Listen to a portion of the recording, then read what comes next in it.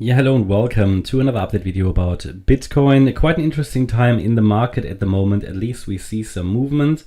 We have, by the way, reached my target. The problem I have here is that on the Bitstamp chart, which I use as data source, and I might change that in the future, I think I have to, we haven't reached it. But on Binance and Coinbase, arguably two of the larger exchanges, we reached the target, which is here in the box. Yeah. So if we just take a quick look here at the Binance chart, you can actually see that we dropped all the way down to 16,690. On Bitstamp, we only dropped to 16,740. That's actually quite a bit of a difference. And if we look at Coinbase, we also dropped to 16,680 actually here in this dip that occurred today. So I have to assume that we have already reached the target here, my support box. Yeah, and that we also reached the 1-to-1 ratio. So if I look at that,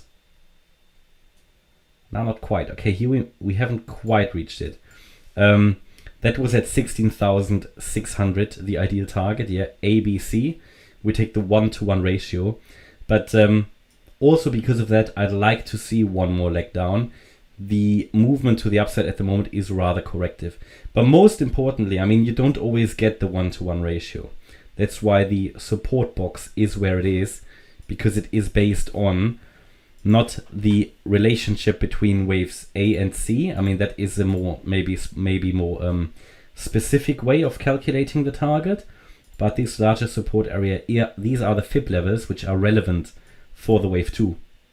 And it starts at 16,711, and as I just showed you, we've reached that target on two of the larger exchanges, and we've got the 61.8% extension, no retracement, which is at 16,545, and the 78.6 retracement, which is at 16.3k.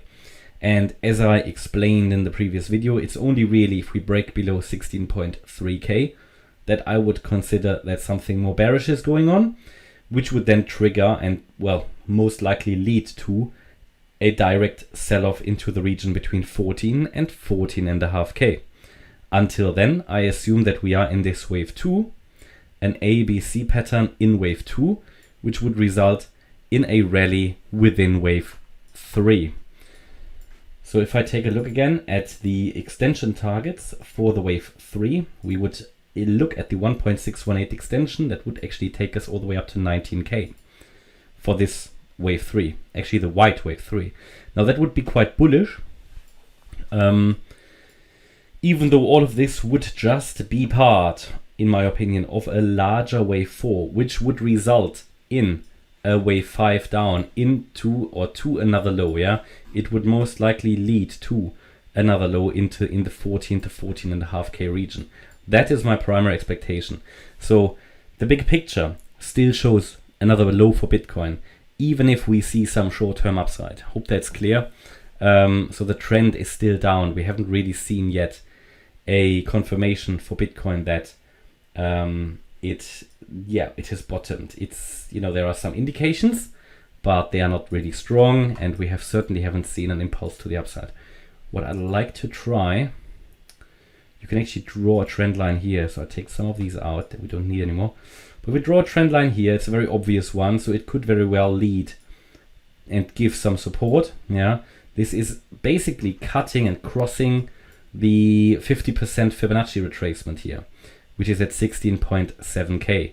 So there's again a little bit of a cluster of support.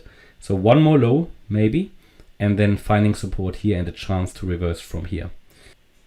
I'm currently looking at one more low because this movement to the upside is looking rather like a bear flag or something. Yeah, it certainly doesn't really look impulsive, or a pennant or something like a triangle. So just be aware of that. Also looking at the subwave structure, I would actually like to see one more low. But as we reach the target, at least on Binance and Coinbase, we have to be ready for a turnaround. What would be the signal that we're turning around? I mentioned that in the previous videos. We've got the wave A low as the first signal. That would be at 18,880 roughly. Then we've got the break of the descending channel. If we break that to the upside, That would be another signal that things are moving to the upside in a wave 3. And then if we break above that wave B high at 17,130 would be the next signal. And then we've got the 17,410 level as a breakout point. Until we break out of the channel to the upside, I think I'm going to assume we are heading further down. Unless I see a proper 5-wave move to the upside and 3 waves down, then I can also look at this in terms of a 1-2 setup, but we don't have it yet. Bitcoin is back in neutral mode here. Maybe we'll see some more movement towards the weekly candle close, but at the moment my assumption is still further down. We haven't dipped deeply into this support area. Yeah, we touched it basically on the Binance chart, on the Coinbase chart, but we haven't really come into it very far. So yeah, primary expectation would be further downside. Looking here at the 4-hour chart also shows there is still more downside potential. We're not oversold yet on the 4-hour. Also, what I need to mention that should we drop below 16.3k, then I will remove the 1-2 setup from the chart. I will then assume that we are actually in a sell-off to the downside in what I would assume is a 1-2 setup, and then we would further move down in a wave 3, 4, 5, and so on. And again, it would take us most likely into the region around 14 to 14.5k. Okay, that's my update about Bitcoin. I hope you liked the update. If you did, please hit the like button, leave a comment and subscribe. And if you really like the content, then please check out the channel membership. Thanks a lot for watching. Bye bye.